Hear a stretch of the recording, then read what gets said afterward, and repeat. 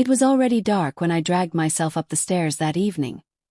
My legs heavy, my heart tired, and my head pounding with the kind of exhaustion only a long day at work could bring. The rain had stopped, but the air still smelled damp, clinging to my clothes. I turned the key, stepped inside, and for a moment I just stood there in silence, staring at the empty room that felt more like a hotel than a home. Before I go further, if you're watching for the first time, Secret Woman Stories welcomes you with a warm hug. Don't forget to subscribe, like, share, and tell us the city you're watching from. Your comments keep this community alive, and your story could be the next one we tell. Now back to that night. I dropped my bag on the couch and began peeling off my damp jacket, sighing. Every muscle in my back screamed for relief.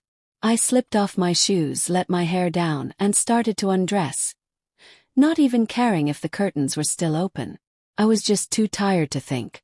My only thought was, if someone could just give me a warm massage right now. And then, the door creaked open, froze. My neighbor Daniel was standing in the doorway, his hand still on the knob, his eyes wide. He had knocked. I hadn't heard it. Maybe the rain had drowned out the sound. Maybe I had been too lost in my exhaustion. But now here he was.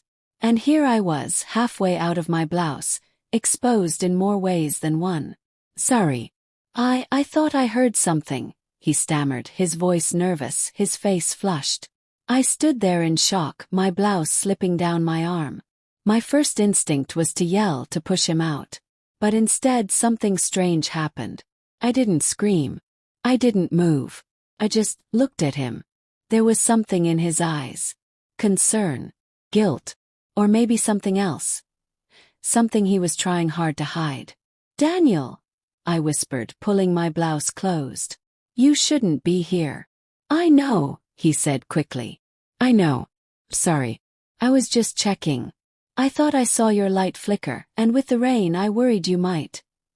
He stopped, realizing how ridiculous he sounded. The silence between us stretched, heavy and awkward. I wanted him to leave. But at the same time, I didn't. My body was aching, my heart even more so. And before I knew it, the words slipped out.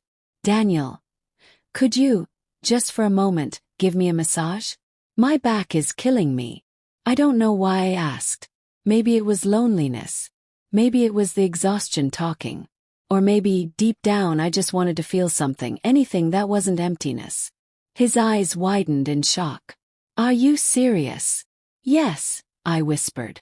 Just my shoulders. Please. He hesitated, then stepped inside, closing the door gently behind him. His presence filled the room, and suddenly the air felt different, heavier. I sat on the edge of the couch, my blouse loosely tied, my hair falling forward. He placed his hands on my shoulders, lightly at first, almost afraid to touch me. And then, slowly, he began to press. A warmth spread through me, the kind I hadn't felt in so long. His touch was gentle but firm, careful but knowing. I closed my eyes, letting out a breath I didn't realize I'd been holding. But as the minutes passed, I began to feel something else too.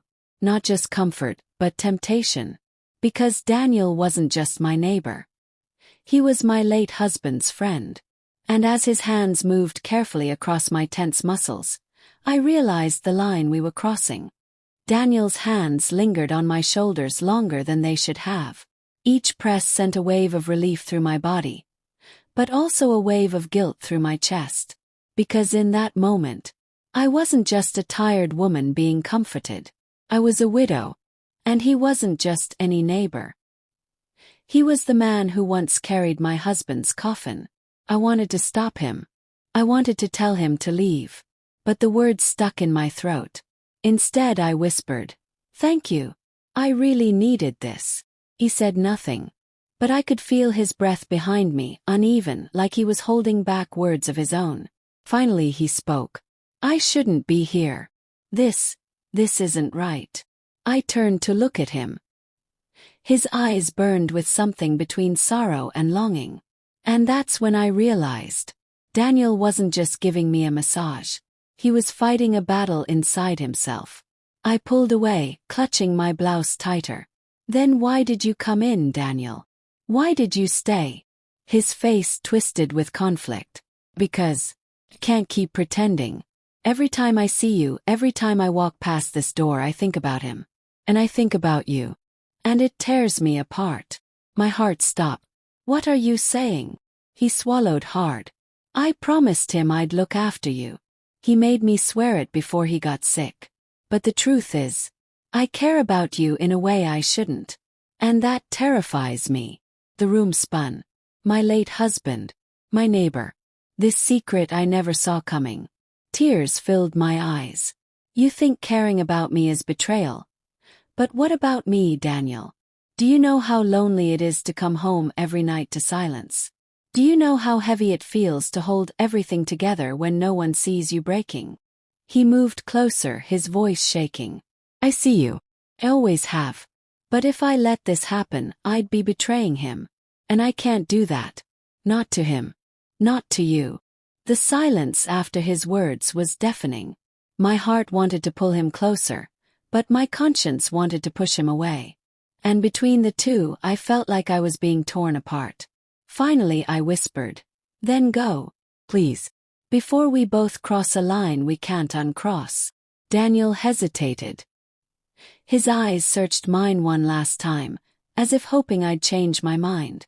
But when I didn't, he nodded. Slowly, painfully, he stood and walked toward the door. His hand lingered on the knob. And then he said something I'll never forget. You deserve love again. Don't shut your heart forever.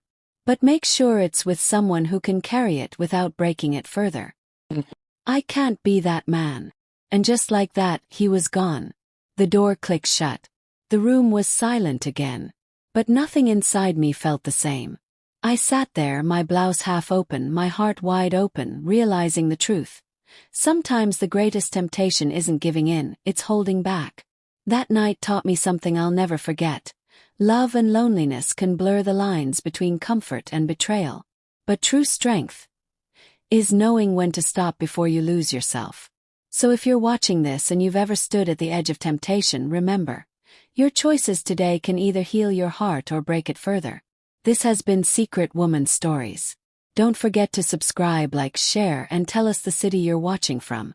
And if you've ever been caught between loneliness and love, share your story in the comments.